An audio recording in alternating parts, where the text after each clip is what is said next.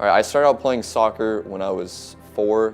I played at AYSO, and I played there till I was about 6. And then I joined a competitive club team called Smoky Mountain Soccer Club, which was a local club team in Knoxville. And so I played there for a couple of years, and then it ended up merging with another small club to form FC Alliance. And so my family's had a big part in their startup, and so we've been with them for now probably the past 12 years of my life. And I've played on multiple teams with a lot of great guys. I played on top level teams, second level teams, both being great experiences. And that's kind of gone through my elementary and middle school seasons. And I knew I was going to play middle school and high school. Soccer's always been my dream and my sport that I've just loved.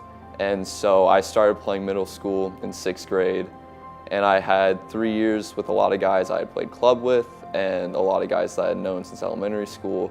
And it was just a great experience, especially my 8th grade year, because the chemistry between all of the guys was just so incredible that it just made it 1,000 times more fun. And so that eventually transitioned back in club again, and I played a couple more years there, got to play with some of those guys for about 4 or 5 years, and then I got into our high school years. And so I started playing high school immediately as a freshman.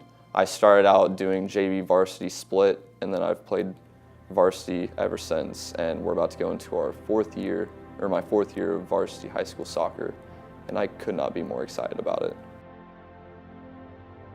Club is obviously definitely more competitive, and I wouldn't say that we don't try as hard at high school, but you can definitely tell that there's a skill gap between the two, which is fine, honestly. For me, high school is I play it and I play to win, and because I always play to win because I'm a very competitive person, but at the same time I try to enjoy the experiences more than just trying to like kill it in soccer.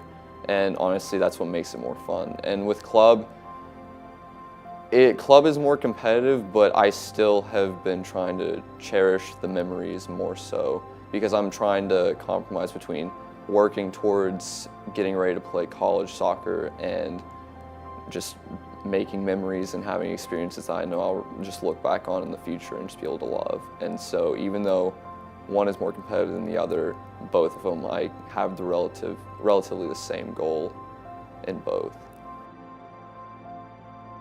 I guess it started my first year of high school. I started thinking about playing in college, and I've always kind of known that's what I've wanted to do. And so I started looking. I ended up looking a lot of the same places my sister looked, and I did a couple ID camps and would email coaches to come watch me, but I really didn't hit that hard until my late sophomore or junior year. And so one of the big things that influenced me going to Maryville is that since Hannah also goes to Maryville, I'm already somewhat in that atmosphere, and it's a very small kind of reserved campus, which I am personally more fond of.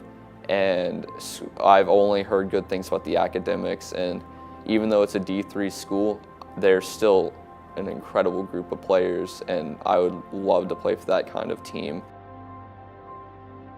I've always kind of had a positive influence on me to go to Maryville because I've only heard good things about it: academics, school, soccer, everything. And one of the things Hannah loves most is just the people on the team, the community within the team, and how connected the coaches are with the players. And so with Pepe and Baker, I'm really excited to go play for them because they push you very hard, and they will not let you, if you slack off, you're not going to play, and they're not going to let you ease up.